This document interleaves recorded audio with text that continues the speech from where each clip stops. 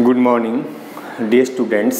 आज हम थर्मोडायनेमिक्स में जूल थॉमसन इफेक्ट के बारे में स्टडी करेंगे।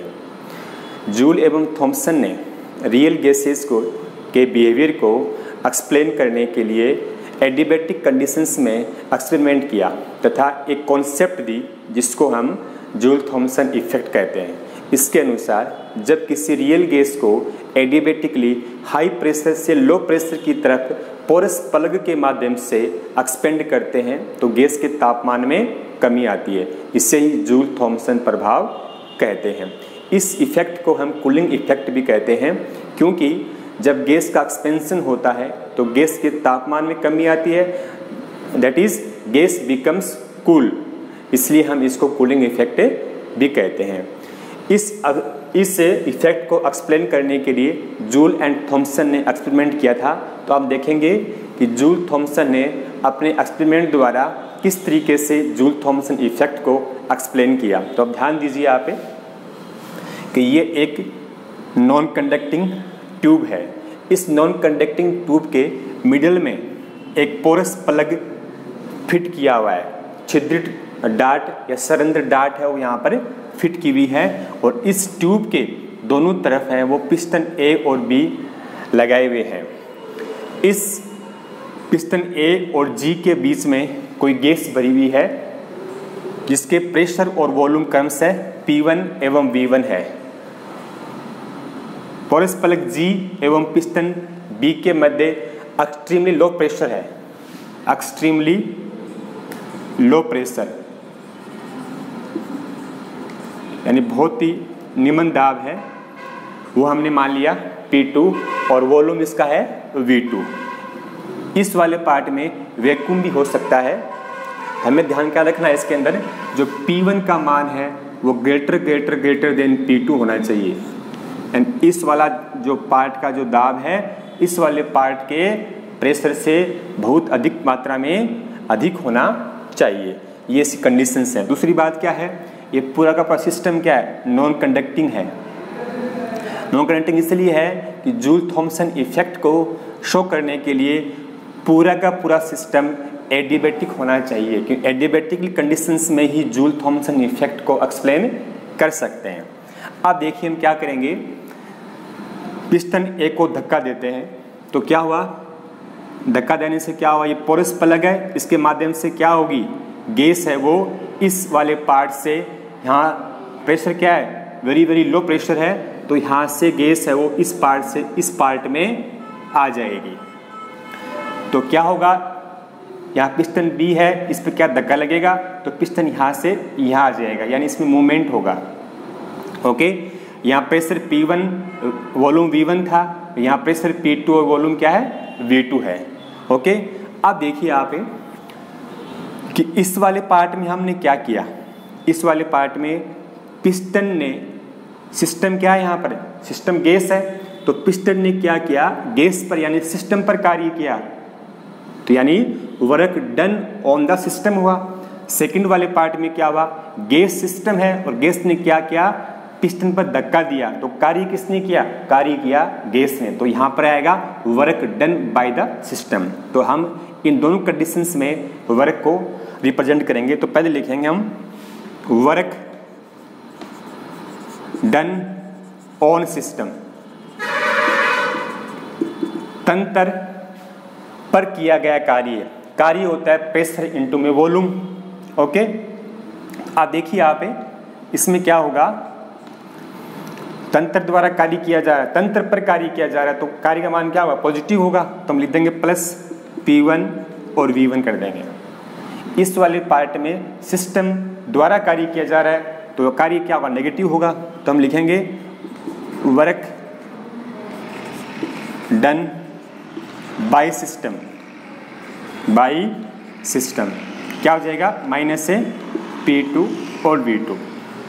ओके, अब हम क्या करेंगे, इस पूरे एक्सपेंशन में जो नेट वर्क किया जाएगा वो निकाल लेंगे। तो क्या करेंगे, दोनों वर्कों को, कार्यों को जोड़ देंगे, तो हम लिखेंगे net work done during expansion, net work done क्या हो जाएगा, नेट वर्क डन हो जाएगा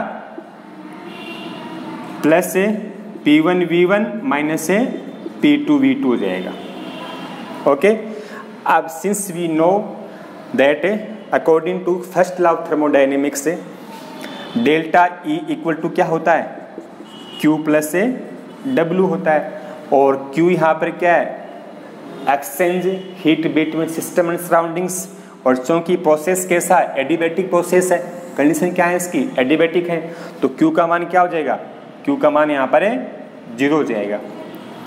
Q का मान 0 हो गया और W का मान कितना आ गया, ये वाला, तो ये दोनों मान यहाँ रख दो आप, तो डेल्टा E क्या हो जाएगा, डेल्टा E इक्वल टू हो जाएगा, ये 0 हो गया छोड़ दो आप, और ये हो गया P1V1 माइनस से P2V2 हो गया। ओके, अब देखिए यहाँ पे डेल्टा E का मतलब क्या है, E2 माइनस E1, तो यहाँ कर दो E2 minus E1 equal to क्या हो जाएगा, P1V1 माइनस से P2V2। अब क्या करोगे यहाँ पे, इस जो P2V2 वाले पार्ट को आप लेफ्ट साइड में ले आओ और E1 वाले पार्ट को आप राइट साइड में ले जाओ, तो क्या बन जाएगा, E2 ये हो जाएगा प्लस P2V2, और यहाँ पर ये इधर गए तो क्या बन गया, प्लस हो गया E1, और ये पहले से प्लस है ही P1V1 हो जाएगा, और E प्लस PV क्या होता है, E प्लस PV H होता है, एंथैल्पी होता है, तो ये हो जाएगा H2, ये हो जाएगा H1। ओके, तो H2 माइनस H1 क्या हो जाएगा, 0 हो जाएगा।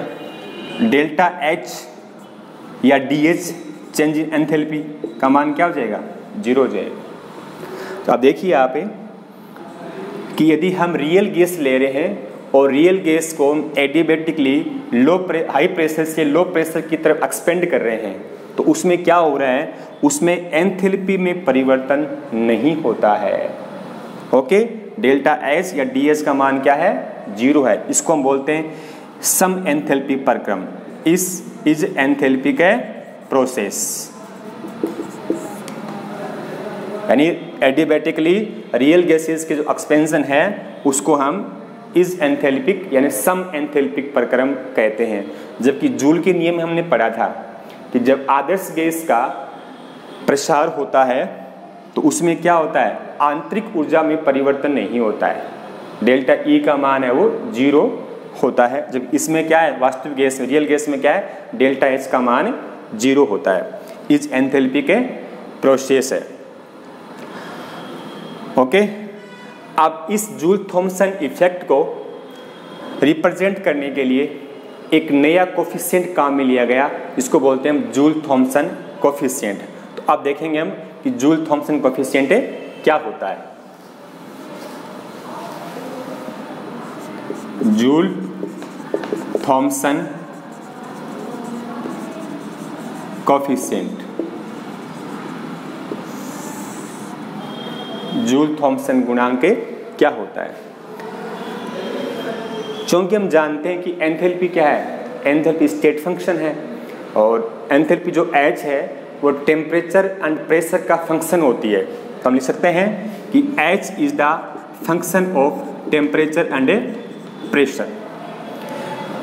इसको हम DH के रूप में निम्न प्रकार से रिप्रेजेंट कर सकते हैं। कैसे लिखेंगे, हम लिखेंगे एक बार चेंज हो रहा है T, P कांस्टेंट है, फिर मानेंगे हम P चेंज हो रहा है, T क्या है, कांस्टेंट है। तो पहले हम मान रहे हैं कि del H upon del T, T change हो रहा है, P क्या है यहाँ पर, कांस्टेंट है, तो del H upon del T at constant pressure dt। फिर हम लिखेंगे कि P चेंज हो रहा है और T कांस्टेंट है, ये हो गया dP। Okay, del H upon del TP क्या होता है, यानी change of enthalpy with respect to temperature at constant pressure क्या कहलाता है, ये कहलाता है CP। CP यानी heat capacity at constant pressure, तो ये हो गई हमारी CP हो गई। और DH क्या है, जूल थॉमसन प्रभाव मैंने देखा हमें, DH यानी डेल्टा H का मान कितना आया था, 0 आया था, तो ये 0 है, DH बराबर क्या है, 0 है, and del H upon del T at constant pressure का मान है CP।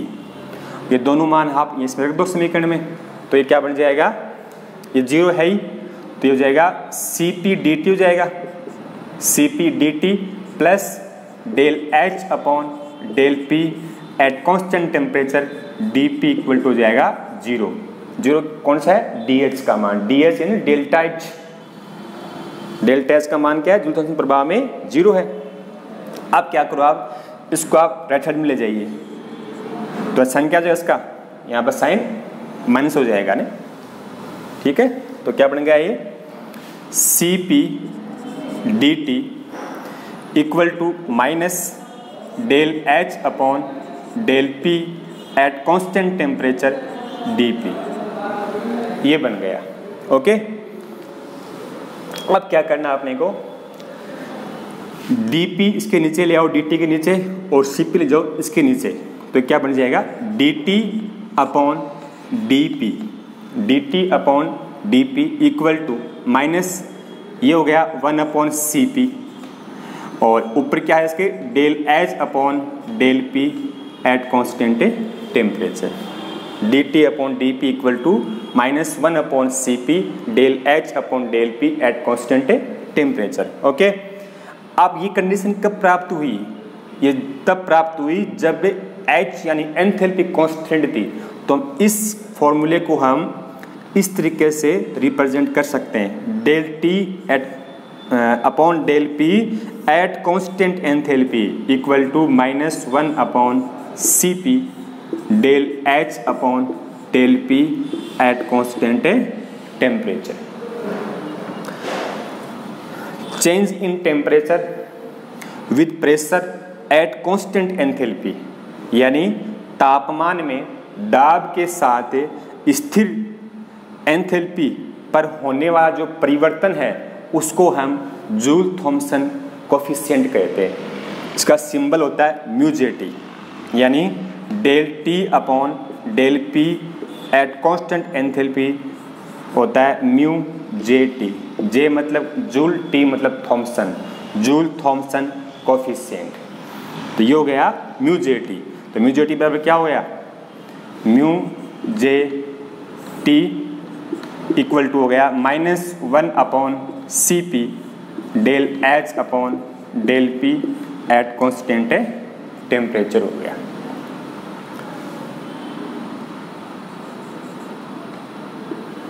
ओके, तो ये जूल थॉम्सन कोफिशिएंट का मान हो गया। हम del H upon del P या Cp के सहायता से μJT का मान ज्ञात कर सकते हैं, या Cp एवं μJT के मान द्वारा हम del H upon del P at constant temperature का मान भी ज्ञात कर सकते हैं। ओके, अब देखिए आप μJT का नेचर क्या होगा, यानी इसकी प्रकृति क्या है कि μJT जो डिफरेंट वैल्यूज हैं, पॉजिटिव, नेगेटिव या जीरो, उसके आधार पर किस तरीके से जूल थॉम्सन इफेक्ट अपने रिजल्ट है वो शो करेगा। तो हम देखेंगे nature of μJT, nature of A μJT। अब एक बात हमें ध्यान रखनी है कि जब हाई प्रेशर से लो प्रेशर की तरफ एक्सपेंशन होता है तो आपको पता है क्या होना चाहिए, प्रेशर हमेशा नेगेटिव होगा, यानी डेल्टा P या dP का जो मान है वो क्या होगा, नेगेटिव होगा।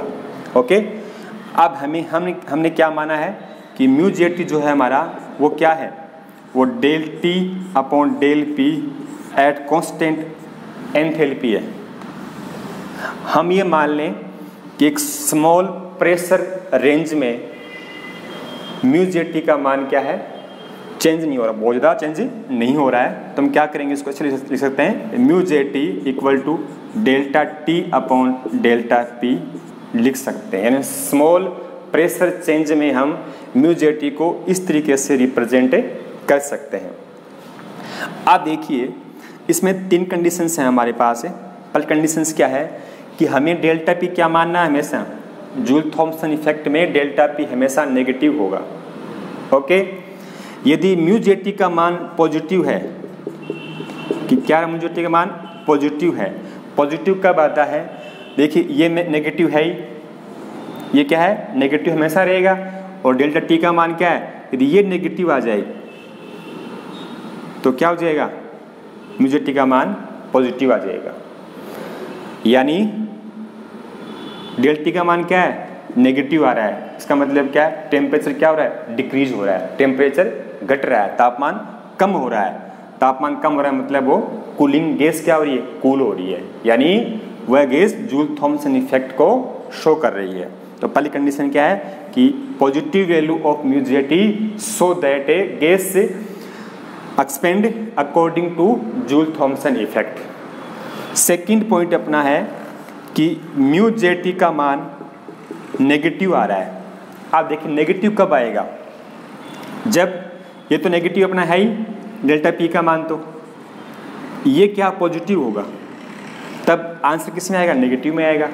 इसका मान क्या आएगा, नेगेटिव। ये पॉजिटिव है, ये नेगेटिव है, इट मीन्स इसका मान किस में आया, नेगेटिव आ गया।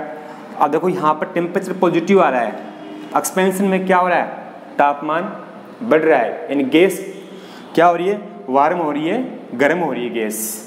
तब उस कंडीशन में क्या होगा, उस कंडीशन में वो जूल थॉमसन इफेक्ट शो नहीं करेगा।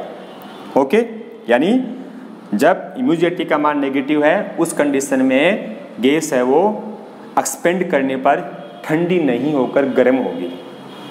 तीसरा पॉइंट है mu Z T equal to क्या है, जीरो है। जीरो में देखो क्या होगा, ये तो नेगेटिव है, यहाँ पर इसका डेल्टा टी का मान जो है, डेल टी का मान है वो जीरो हो जाए, तब म्यू जेड टी का मान क्या आएगा, जीरो होगा। यानी जब गैस का एक्सपेंशन हुआ न तो तापमान में कमी हुई न तापमान में वृद्धि हुई, कोई चेंज नहीं हुआ, तब होगा म्यू जेड टी का मान क्या होगा, जीरो होगा। तो इस कंडीशन में क्या हो रहा है कि जूल थॉमसन गुणांक अपना साइन क्या करता है, चेंज करता है। कब करता है, जब इसका मान क्या होता है, जीरो होता है म्यू जेड टी का मान। ठीक है, तो ये एक पर्टिकुलर टेम्परेचर पे होता है, यानी वह टेम्परेचर जिसके ऊपर जूल थॉमसन गुणांक अपना साइन चेंज करता है, या वह टेम्परेचर जिसके ऊपर म्यू जेड टी का मान जीरो होता है, उस टेम्परेचर को एक नाम दिया गया हुआ है इन्वर्जन टेम्परेचर, व्युत्क्रम तापमान, इन्वर्जन टेम्परेचर। सिंबल होता है टीआई, टीआई इन्वर्जन टेम्परेचर, यानी इन्वर्जन टेम्परेचर के ऊपर जो जूल थॉमसन गुणांक है वो अपना साइन चेंज करता है, या उसका मान क्या होता है, जीरो होता है। अब देखिए मुख्य बात क्या है इसमें कि जो म्यू जेड टी यानी टीआई इन्वर्जन टेम्परेचर से अधिक तापमान पर जब हम किसी गैस को एक्सपेंड करेंगे, ओके, तो क्या होगा, वह गैस हमेशा हीटिंग इफेक्ट शो करेगी, यानी उस गैस का एक्सपेंशन होने से तापमान में कोई कमी नहीं आएगी। ये मुख्य बात है। इन्वर्जन टेम्परेचर से कम टेम्परेचर पर हम किसी गैस को दी हाई प्रेशर से लो प्रेशर की तरफ एक्सपेंड करेंगे तो क्या होगा, तो उस एक्सपेंशन के दौरान गैस के तापमान में कमी आती है। हाइड्रोजन एंड हीलियम के अलावा सभी गैसों के जो इन्वर्जन टेम्परेचर है वो सामान्य तापमान पर ही प्राप्त होते हैं, यानी हाइड्रोजन और हीलियम के अलावा अन्य सभी गैसों के को हम जब सामान्य तापक्रम पर उनको हाई प्रेशर से लो प्रेशर की तरफ एक्सपेंड करते हैं तो उनके तापमान में कमी आती है। लेकिन हाइड्रोजन और हीलियम के जो व्युत्क्रम तापमान है इसके लिए कितना है, -80 डिग्री सेंटीग्रेड है, और इसके लिए है -240 डिग्री सेंटीग्रेड या सेल्सियस है। यानी दोनों के लिए क्या है, दोनों के लिए व्युत्क्रम तापमान का मान बहुत ही कम है। इसी तापक्रम से कम तापक्रम पर जब हम इन गैसों को एक्सपेंड करेंगे तो ये गैसें भी क्या करेंगी, जूल थॉमसन इफेक्ट को शो करेंगी। इससे अधिक तापमान पर ये गैसें जब इनको एक्सपेंड करेंगे तो ये हीटिंग इफेक्ट शो करेंगी, यानी गर्म होंगी ये। ओके, तो ये जूल थॉमसन इफेक्ट के बारे में सामान्य जानकारी हो गई और म्यू जेड टी के बारे में जानकारी हो गई। अब हम नेक्स्ट वीडियो में आइडियल गैस एवं रियल गैस में म्यू जेड टी का मान क्या होगा उसके बारे में स्टडी करेंगे। Thank you.